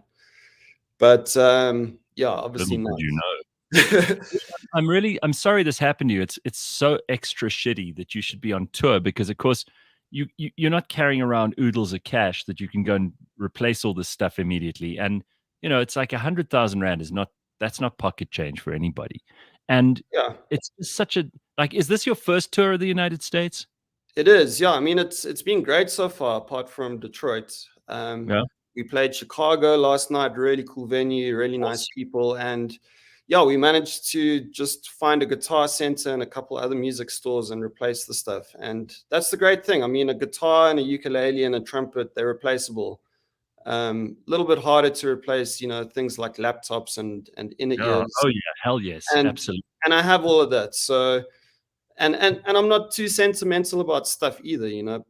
Gear is replaceable, but they can't take my Kiffness. They can't take your Kiffness. Somebody says here in the comments, "Hey Kiffness, my daughter and I have been binge watching your videos. Love from Vienna." Amazing. I think the last time I spoke to you was during lockdown, and you were making all those cat videos. Yeah, and it was early in the morning, and I'm not a morning person, so you've actually caught me at the perfect time, because it's 10 o'clock here in the evening, which is super strange. And you're not gigging tonight? No, tonight's an off night. Yeah, Chicago to Denver is quite a trek, so my manager and our merch guy are still on the road. We myself and Sean, the guy doing the visuals, we caught a flight, and we're just chilling out here. So yeah. Carl in the comments wants to know, can you please ask the Kiffness why he met Whoopi Goldberg, and if she's as insufferable in real life as she is on The View? So we had a show in New York. I'm getting ready backstage, and my manager's like, I think Whoopi Goldberg's here, and my manager's always pulling pranks on me. So I thought he was pulling my leg. And we had a great show, and then afterwards, get off stage, and my manager says, someone's here to meet you, and it was Whoopi Goldberg. And I mean, I don't know anything about Whoopi Goldberg apart from the fact that I watched all her movies growing up. I mean, Lion King, Sister Act. Or like, to me, she's, just like a Hollywood star. And I was starstruck, and she was actually really humble and really nice. We had a really great chat. She's obviously got ties to South Africa with her role in Sarafina. She lived with Mandela, and she was really great. I enjoyed meeting her, and as I say, I was really happy. Posted the picture, and I didn't know anything about The View or what she does. No, you don't feel you have to apologize to Carl. I'm not apologizing at all. Even if she has said horrible things that I don't agree with, it was still a great moment for me. Like, it's Whoopi Goldberg, for heaven's sake. Ask Carl if he's met anybody famous in the last while. Yeah, and it was quite funny. We at the show in Chicago last night, there was a guy who was like a Johnny Depp impersonator in the front row. Oh yeah.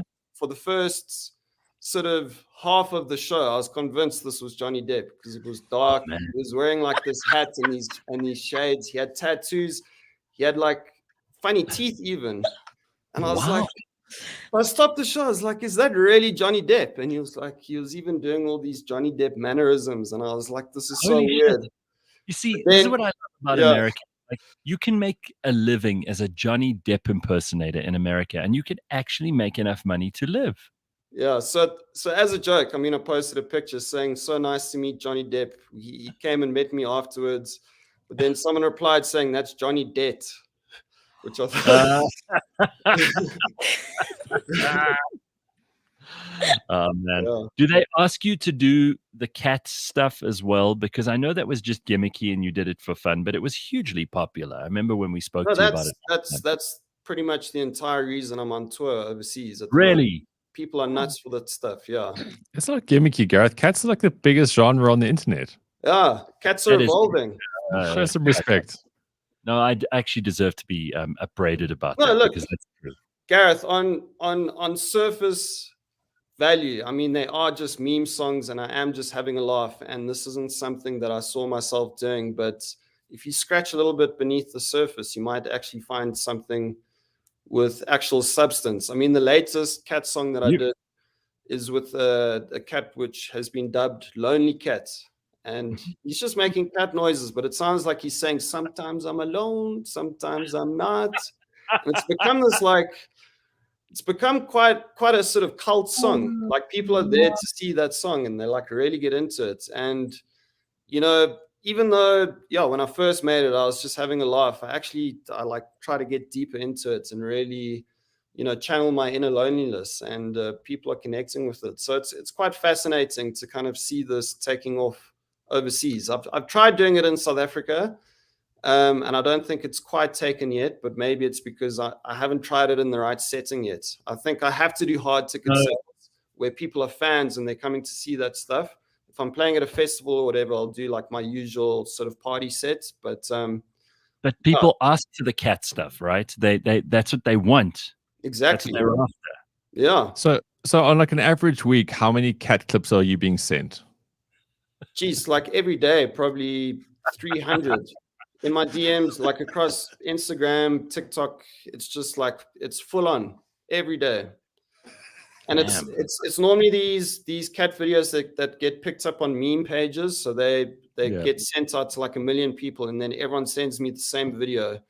And I kind of get a gauge of, which ones people really want to see, judging by how many times I get sent it. And that's normally where I start.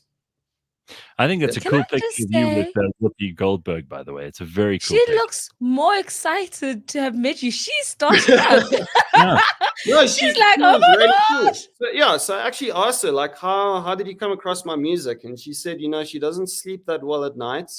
And she often spends time just, surfing YouTube and that kind of thing. And, the YouTube algorithm obviously spats out one of my tunes. This is a very big deal. The way you explained it just now, it sounded to me like, oh, she just happened to be there. It's like a place she hangs out in New York.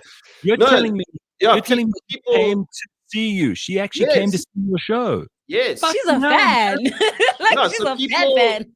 People in the queue told me they were waiting outside, and then they saw this big black van pull up, and then like a bodyguard and someone walking in, and people were like, is that Whoopi Goldberg? But they didn't quite know. And then she sat at the back with my manager. That is very cool. So I just have to say that is a different level of cool. Whoopi came to see your show. I mean, this is a woman who she doesn't need to wait in line to get tickets for anything. She could go to any show she wants in New York. New York's always got stuff going on, famous people, really, really popular music artists all over the world come to New York. She went and she got to your show. I think that's beautiful. No, I'm very humbled, and I think it's great. And she was saying that she came across, I did a remix with a Mongolian throat singer. Yes, I remember that. And she said she just loved that. And through that, she actually discovered another Mongolian band called The Who, but like HU, The Who. Yeah. And she went and saw them, and then came to see my show. She got hooked on the cat videos and all that kind of thing. She's a cat owner herself. So all right. Some good questions here. This is a very important feedback. Leanne wants to know, Kiffness, your hair is literal goals. Any tips or tricks or shampoos or tonics? Well, I normally just pack my own shampoo and conditioner. I think I use, it might be Tresemme. I think it's Tresemme. Okay. But I've just been using the hotel shampoo. Because, because like in Europe, for some reason, they don't have hotel conditioner, and that stuff normally dries your hair out. But in the States, the hotel shampoo and conditioner has actually been pretty good. So what you lose from in Detroit to the thieves, you gain in the hotel rooms with basically gained 100 Ks worth of hair products. All right, very, very good. Someone says, shame, I'm sorry to hear you got robbed in Detroit. That's Elrico. I appreciate it. Yeah, no, it's just the love and support I've been getting from fans. There was literally a lady wanting to like give us a handful of cash last night, saying like, we want to help you and like get your gear back. But I was just Hope like, you took really, it. don't worry I hope about it. you Like took we're it. insured. That's They nice. paid back. So maybe I should have just taken the money anyway. I don't know. Yeah, you should have taken it. Never say no to a blessing. Simphiwe wouldn't have hesitated. She would have been like, yes, I'll take your money. Thank you very much. So Kalpana Sony says, and I don't know where Kalpana is from, but that's a very exotic and interesting name. I love how you've united the world with your music, especially the cat stuff. I mean, that's really bringing people together. You know, if you can get Whoopi Goldberg to come to your show and you can get people offering you money to replace your stuff that was stolen, I mean, that's real love. Yeah, no. So I posted a video. We had a show in Poland where people were like really invested in this. And during the one cat song, you know, everyone got their phones out and they're like waving. And it looked really beautiful. So I did like a sort of post-tour video of this. And I try to make it super emotional. And it's probably one of my most successful videos on Instagram. I think it's got like 12 million views. And the comments are hilarious. People are saying, is this some kind of cult? Like, what religion is this? So I replied saying, you know, it's Catholicism. And someone said, no, this is Meowslim. And it was just it's funny to see. Yeah, people legit think it's like some kind of crazy cult, which maybe it is. I don't know. But Ben, you're a cat owner. Yeah, the ancient Egyptians, you know, worship cats. Yeah, no. There are lots of cultures that have worshipped cats. In fact, in Islam, cats are far more important than dogs, because Muhammad once would not lift his cloak because of a cat sleeping on it. And since then, in Islam, cats. I have that problem so many times at home every day. Ben, you have 2 cats. Are you at all feeling 3? Are you feeling any pressure to have your cat star in a Kiffness? Because I mean, among cats, this must have become some kind of celebrity. Well, I mean, Gareth, I think I speak on behalf of most people. I mean, it'd be the ultimate dream to have your cat featured on this YouTube channel. I mean, you scroll through these things here. It'll be the proudest moment for many people. Yeah, but the thing is, how often does your cat, you know, speak in English in a sort of melodic tune? It's like a very rare moment that you need to capture. It's a very rare moment, but this week my cat actually woofed at me. Really? True story. Wow. So my girlfriend sent me this clip of my cat just meowing uncontrollably because her name is Meowses. See, I mean, we're going in a rabbit hole here. And then she kind of woofed. It was really quite something. It probably won't come out here. That was it? It was a bizarre thing, right? And this is what happens. The reason I'm bringing this up is because when you're a cat owner and a person, you start to hear shit. The average person will look at it and go, meow, meow, I guess a cat. But when you live with these animals, you start to get into their head a little bit. This is where I'm going with this. So when people send you this kind of stuff, they're not just sending you sound, they're sending you stories. It's like, oh my gosh, you wouldn't believe it. My cat does this, and then did this. Yeah. No, it's always funny, you know, the moment where, you know, these cat videos go viral, but then you read the comments to see what people have kind of translated what the cat's saying. Exactly. And it's amazing. Like I read through them, and with every single one, they're like saying something completely different. But when you're reading the actual words, it sounds like that's what they're saying. But it's just the way that you've created this sort of formula, because obviously you're musically talented, so you can put the stuff into a context that's even more exciting, and then suddenly you're framing these sounds in such a way that I reckon it's even more enhanced. Yeah, no, they're levels to it, because don't jump on this bandwagon, Ben. Your little cat wolf. There's no way he could sample that into a song. No, I know, because the microphone is nowhere near her. It's passing story. Meowses for the Kiffness. He's not interested in your stupid little woof sound. You know, it's not going to be able to sample that into. I was using as a context of the story where I was going with this. Didn't hear anything. That was just 2 seconds of what? Very bad. So with Lonely Cat, even, I mean. This cat had a friend who was a dog that passed away, and about a week after the dog passed away, this is when it started going, sometimes I'm alone, and you could really sense that this cat was lonely. So it was they're just all the ingredients. Obviously the cat was lonely. They all have feelings, Gareth. It's just you who doesn't. The cat's lonely. Absolutely.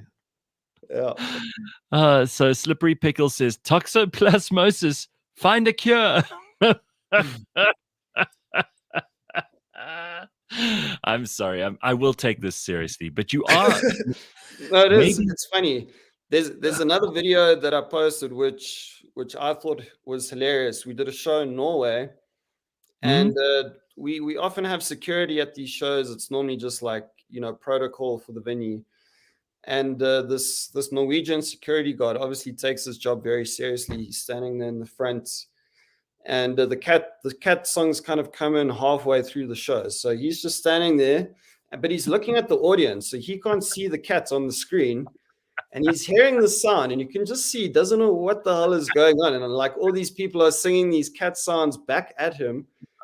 And he's trying his best not to laugh. It's the funniest thing. He's just standing there like, what is going on? Dude, just tell me how funny that is, how weird it feels to know that you did this as a joke, as a gimmick in the beginning. It's become like a thing. But, you know, if I'd said to you 4 years ago, this is going to be the thing that will get you touring the world, and you will have people singing back cat sounds to you in the packed auditorium, you would have said to me, you're insane. I'm going to call the lunatic asylum right now. You would have thought this is impossible, right? Yeah, I mean, I've always kind of been left field. I feel like when you were on 5FM and radio was like the only way to get your music out there, I kind of felt like I had to make music that fit that radio box. But, you know, since I found YouTube as an avenue to express myself, I just thought, you know what, let me try this out. But I did think, you know, this is maybe a bit out there, because I was remixing Humans. Like that was still relatively normal, where I was like remixing the Turkish guy playing the drum, and then the Mongolian throat singer, that kind of stuff. So I was very comfortable doing that. But then someone decided to tag me in a cat video and said, can you remix this? And my first thought was no. But something in me decided I'm going to try this out and see what happens. Which one is the most popular one of all? Which is your biggest video?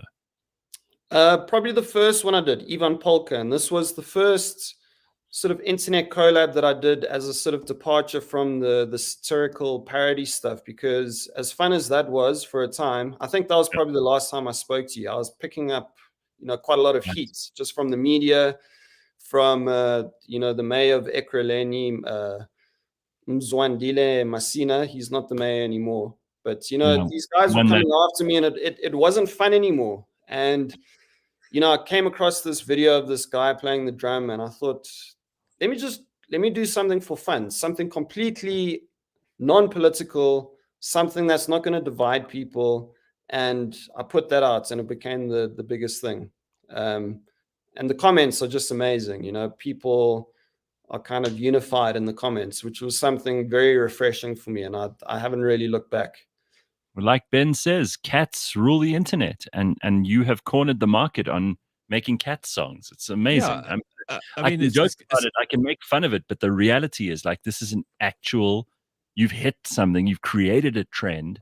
People absolutely love it. The fact that you are selling out in this tour all over the world is just bloody amazing. I congratulate you. That's terrific. Thank dude. you.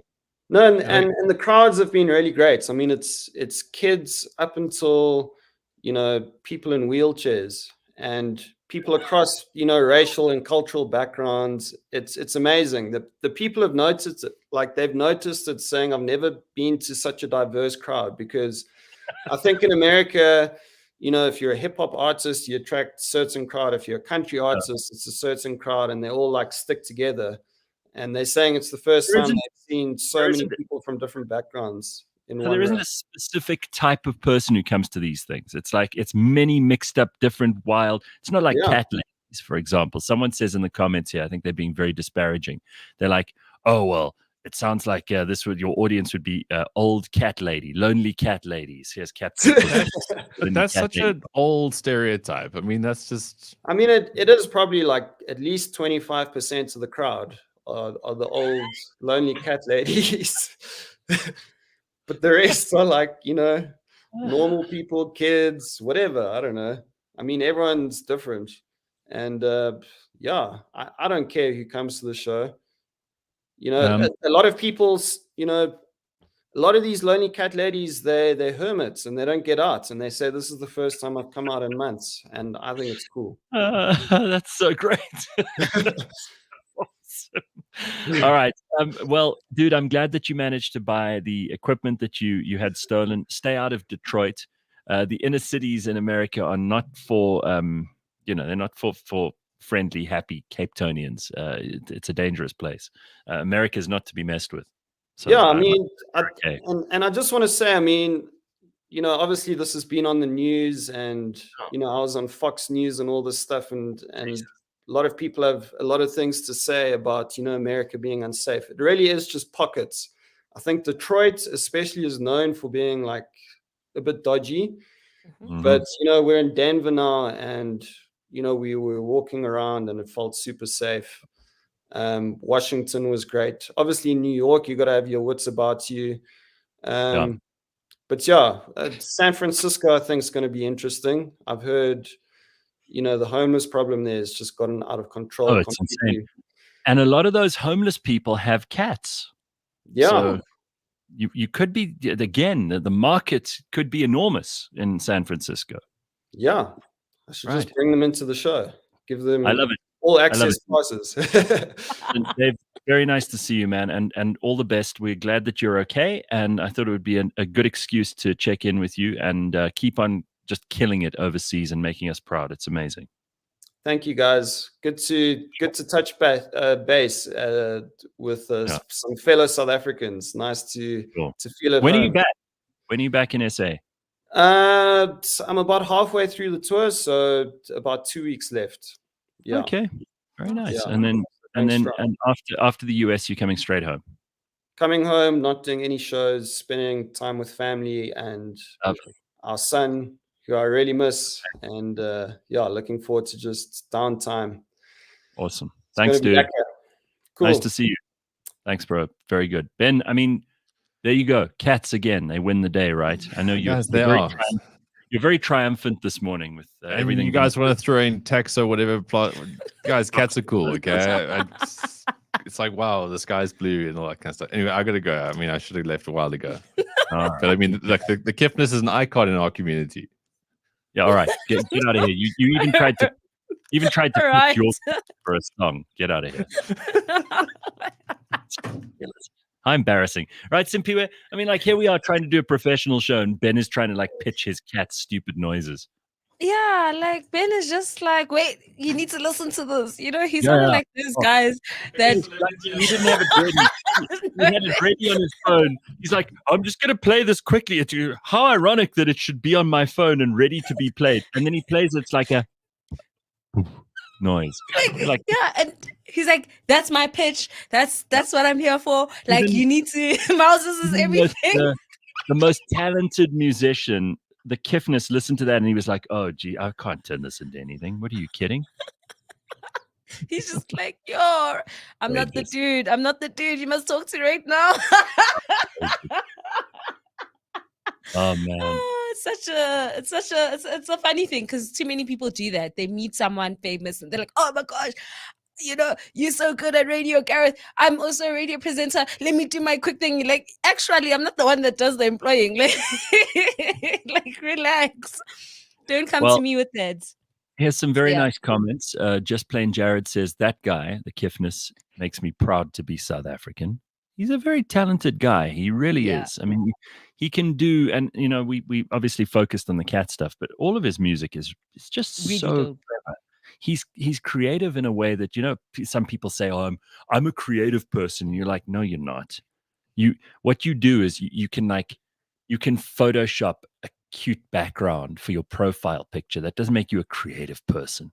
Like, this guy is an actual creative genius. He can take just a tone and turn it into a whole song. He samples like the most incredible, weird. He mentioned the Mongolian throat singing, and he turns these noises into this unbelievable symphony.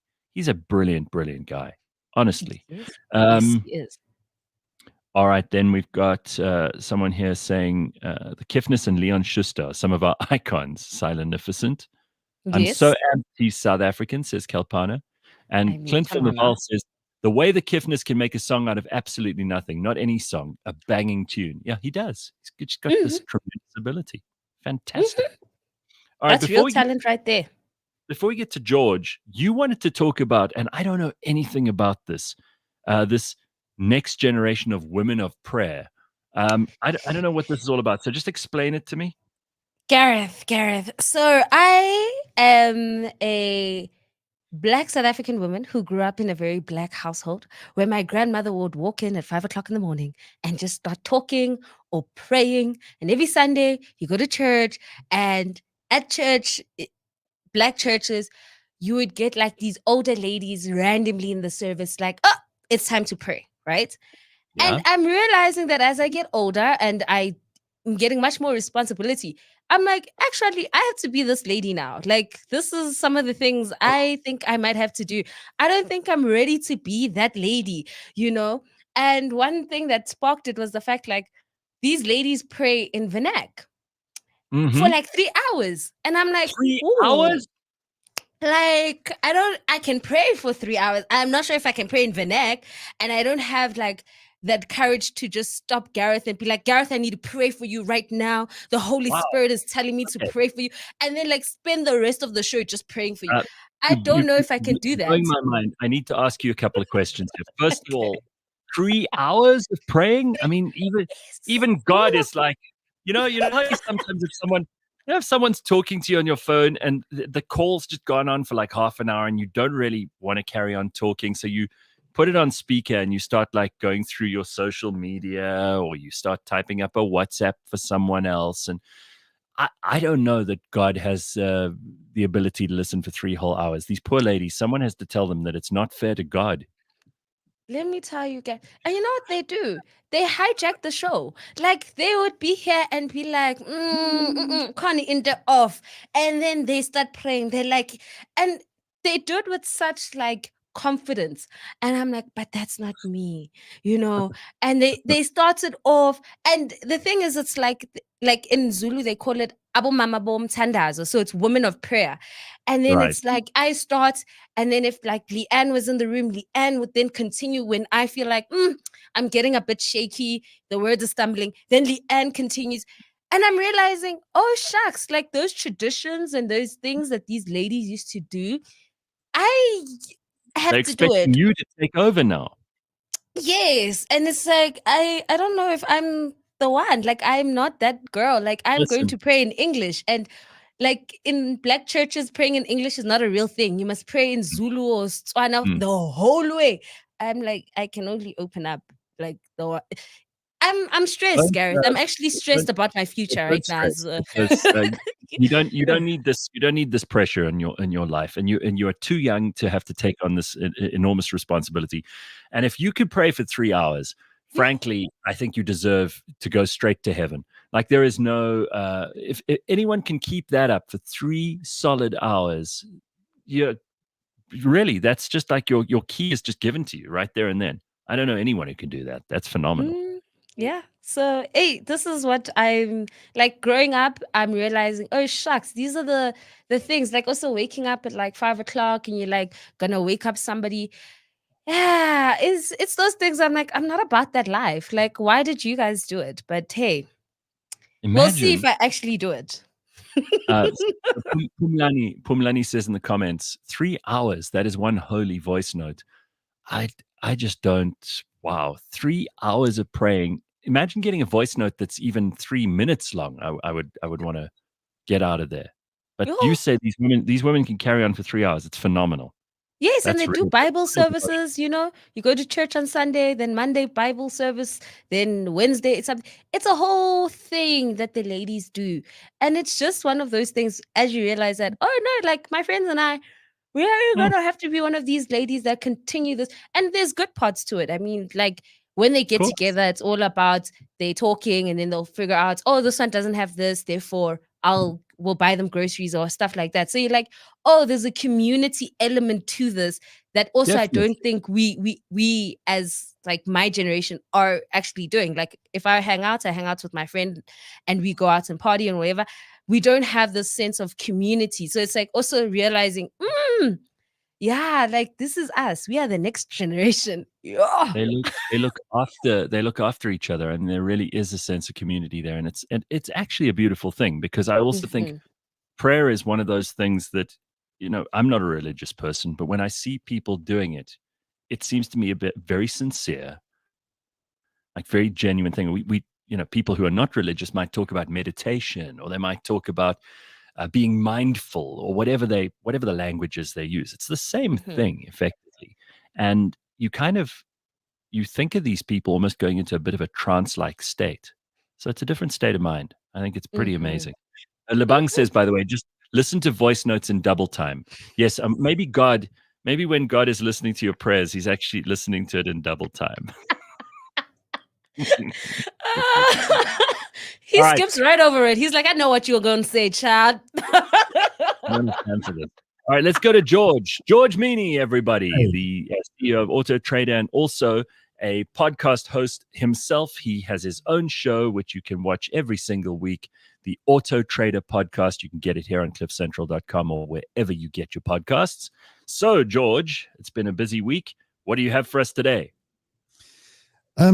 So Gareth, before we get to trivia, and we've got a nice easy question at the end for Simphiwe. So hopefully she gets the answer to the question during the stories I'm about to tell, Simphiwe. Oh, okay. That's a good hint. I was just like, sir. That's a good hint. I'm listening. She's not that far behind me, hey? And it's not as if I'm some kind of car expert. So I think anybody else could have done better than me. And Simphiwe is only a few points behind me. We don't need to be patronizing about this. Let's see how she does. But she is losing nonetheless. Hey, George, you don't have any cat videos, do you? I mean, that's all we were talking about with the Kiffness for like a half an hour. No, I mean, I was listening to the show in staccato because my Wi-Fi was giving issues this morning. It's still a bit slow, but it seems to be stable for now. And I don't have any cat videos. No, I don't do cats. All right, what do we got for us this morning in terms of stories? What do you got to tell us? The first thing is Ben actually sent me something. I think it was last night. He sent me a tweet. On tweet. Is it a tweet or is it an X now? An X. I don't know what to call it because tweet is so appropriate, but now you got to call it an X. It sounds dumb. Anyway, so he sent me an X, and apparently North Korea in 1970 ordered 1,000 Volvos from Sweden, from Volvo. Ordered 1,000 Volvos. Volvo packed these cars on a ship, sent them off to North Korea, and North Korea never paid for the cars, and to this day has not paid for the cars. Those bastards. George, I can't go to sleep at night if I know I owe someone money. I like to pay all of my debts as quickly as I possibly can. North Korea just sound like those deadbeat people who, when you order something online and it just never arrives. It's like them. Yeah.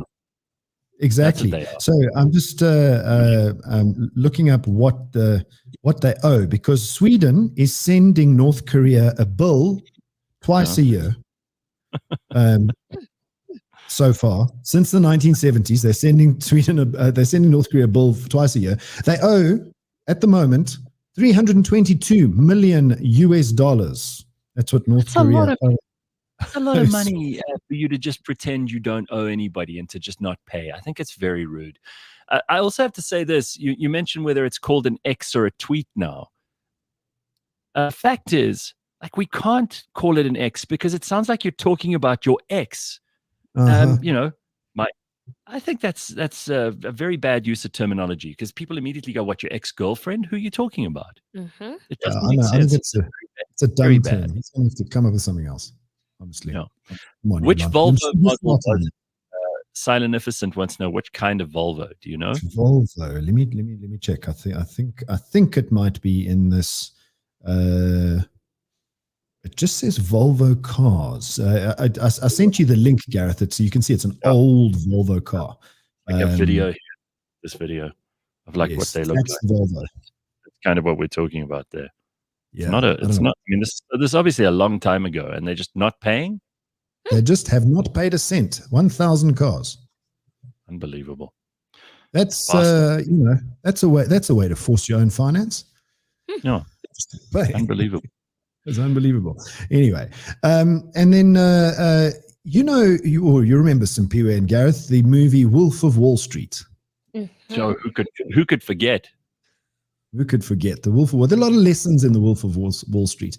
RM Sotheby's has announced that they'll be auctioning off 2 Lamborghini Countachs that were used in the Wolf of Wall Street.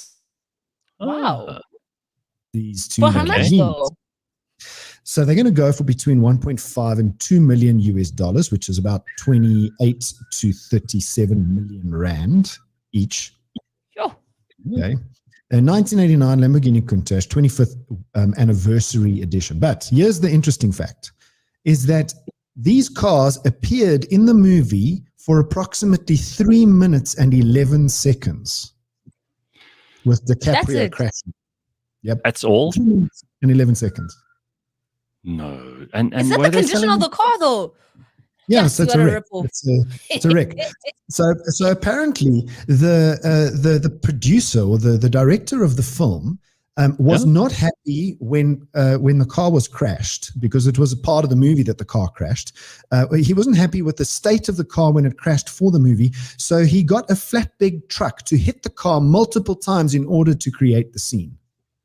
Oh my God. That doesn't sound good. That's horrific. And then people will buy this? People are going to buy it. Yeah. So what the winning bidder will get is a custom DiCaprio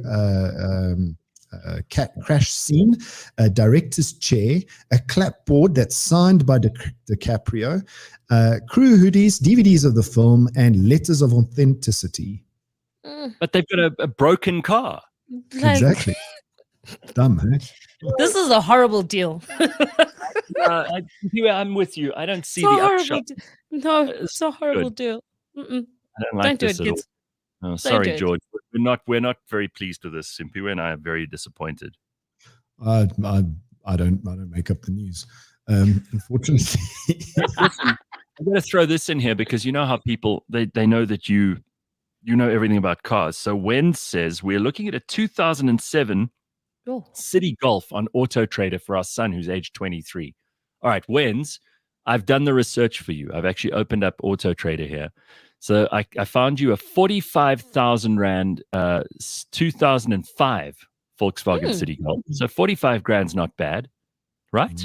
What's the mileage on that thing? You don't get that very often. And there is a 2007 one. 2007 Volkswagen City 1.4 Chico for 45 grand, exactly to your specifications in Port Elizabeth. You can buy it right now on Auto Trader. Yeah. I promise you, Wens, that our search functionality is better than and faster than I can tell you what's available. Right. There we go. Okay. That's all we got time for with you, Wens. We can't solve everyone's individual problems more than we already have. So you know how to use the website. You can't go wrong. All right, very good. Somebody says here, North Volvo is the best Volvo because North Korea is the best Korea. Everybody knows that. Why can't we import left-hand drives to South Africa, but it's okay in Botswana? Do you know, George? Well, I mean, I don't know specifically what the reasons are, except that it's legislated that way. But I would imagine that it is dangerous to drive a vehicle on the opposite side of the car on the wrong side of the road, because you're supposed to be able to see around corners slightly past traffic because you're sitting on the inside of the road. Your pilot seat, it needs to be in the right place. That's pretty much it. I think that's a very, very smart way to figure all of that out. And it's not just like some arbitrary law. Clint from the Val also says, George, I demoed the new Ranger Raptor yesterday. I'm not a Bucky person, but this thing is mental. Tell me not to do it. Heart over head. Currently drive a Jeep, so fuel isn't the issue. Do it. That Range Rover, that Ford Ranger Raptor. No, seriously, that is probably one of the leading best buckies on the market today. In terms of a new, it drives like a car. It goes like a bat out of hell. It's got all of the technology and stuff you want inside it. It doesn't feel like a bucky. Damn. All right, George, that's a ringing endorsement. Sure. Ford Ranger Raptor, go for it. Very good. All right, what else do you want to throw in here? Well, let's get to the quiz, seeing as it's 2 minutes to 8. So car trivia. I've got 3 questions, fastest fingers first. What type of car was driven mainly by David Starsky in the film and TV series Starsky and Hutch? Oh, man. I think it was like a Corvette or something. Nope. Simphiwe, it's quite an easy answer. Not that I'm. A Volvo. They make this brand in South Africa. Let me give you that clue. A VW? No. The other one. No. Oh, this is another one. What was it, George? We give up. Ford Gran Torino. Oh. Okay. All right. Ford Gran Torino. Okay, Okay, very good. Gran Torino, yeah, but they make Ford. So, Starsky and Hutch. They remade that movie in like 2007 or something, didn't they? Yeah, but it wasn't as big a hit. Well, Snoop Dogg was in it. Owen Wilson. It's quite a fun movie. Okay, no. well. And next question: What was the iconic car James Bond drove in the movie Goldfinger? Goldfinger was Pierce Brosnan time. Yeah. Or was it? No, that was GoldenEye. Goldfinger was early. That was Sean Connery. Well, isn't it always an Aston Martin? It's an English car. Yes, that's right. Aston Martin. I mean, it must have been the DB7 or something. DB5. Oh, DB5. damn. Close enough. Do I get the point? Yes, you'll get the point. And then last question. What car was wrecked in the movie Wolf of Wall Street? Oh. Lambo.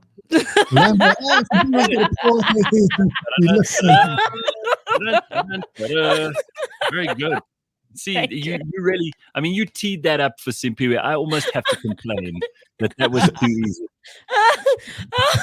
I love it, George. I love it. I'm not complaining one bit. I teed that up. I'll let you complain, Simphiwe. Don't panic.